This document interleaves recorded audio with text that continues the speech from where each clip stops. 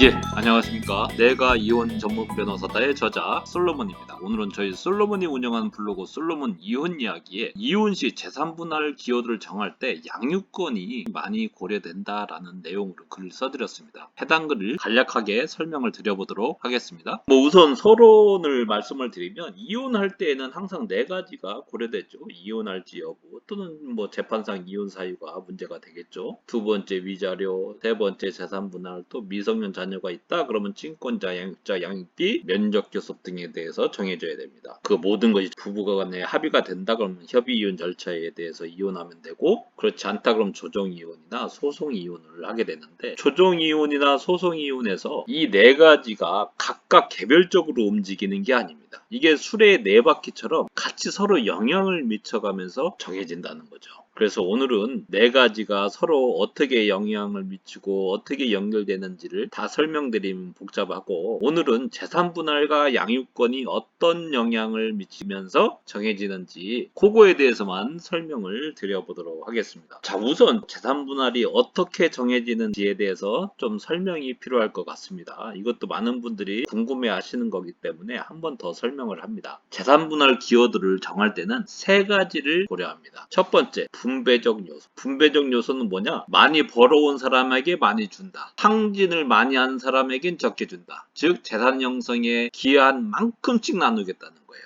자로 재듯이. 그게 분배적 요소입니다. 또 두 번째, 그것만 뭐냐? 사회보장적 요소를 봅니다. 사회보장적 요소는 뭐냐면 이혼한 이후에 생활을 어느 정도 보장해 주겠다는 거예요. 경제적 능력이 없으면 조금 더 보태해 주겠다라는 겁니다.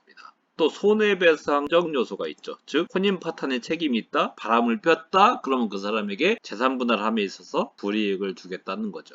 보통 많은 사람들이 재산 분할이다 그러면 이 분배적 요소만 생각을 하시는데 아닙니다. 재산 분할할 때는 그것만 보는 게 아니고 사회보장적 요소도 보고 손해배상적 요소도 보죠. 재산 분할의 분배적 요소는 다른 말로 표현을 하면 공평하게 나누기, 능력 있는 사람에게 더 준다. 사회보장적 요소는 뭐예요? 부족한 부분 더 보태기라고 할 수 있는 거죠. 자, 그러면 여기까지 알았습니다. 자, 그러면 재산 분할에는 사회보장적 요소가 있으니까 양육자로 지정이 되면 당연히 그쪽으로 재산 분할이 더 간다. 왜? 미성년 자녀를 두텁게 보호해야 되니까. 사회보장적 요소가 많이 고려된다 라는 점을 아셔야 되겠죠. 물론 양육비로 해결할 수 있겠죠. 양육비로 해결할 수 있지만 양육비로 해결되지 않는 경우가 대부분입니다. 예컨대 남편은 재산이 100억이에요. 여자는 전업주부고 그래서 이혼을 하는데 부인한테 양육권을 주고 싶어요. 그럼 양육비를 얼마씩 줘라 라고 하는데 주거가 필요하잖아요. 그죠? 주거를 하려면 이게 다 남편의 특유재산이라고 하더라도 얼마나 떼줘야 될 거 아닙니까? 그죠? 주거를 마련해줘야 되잖아요. 그때는 양육비로 해결이 안 된다. 그런 경우에는 재산 분할의 사회보장적 요소를 가지고 해결할 수밖에 없다라는 것이죠. 그래서 양육자로 지정이 되면 이혼할 때 재산 분할에서 유리하게 작용을 한다라는 겁니다.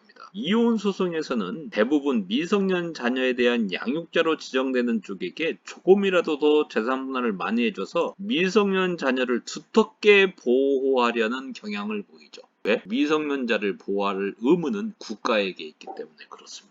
그래서 양육자로 지정이 되면 재산 분할에서 유리해진다라는 내용으로 말씀을 드렸고, 그래서 내가 재산 분할을 일단 많이 받고 싶다 그러면 양육권을 가지고 오셔야 됩니다. 양육권을 가져오지 않으면 드라마틱한 재산 분할 9대1, 8대2 이런 판결 받기가 쉽지 않습니다. 그래서 양육권을 가져오셔야 된다라는 말씀을 드리면서 오늘 말씀은 여기까지 마치기를 하고 다음 시간에 또 더 유익한 정보를 가지고 찾아뵙도록 하겠습니다. 자, 감사합니다.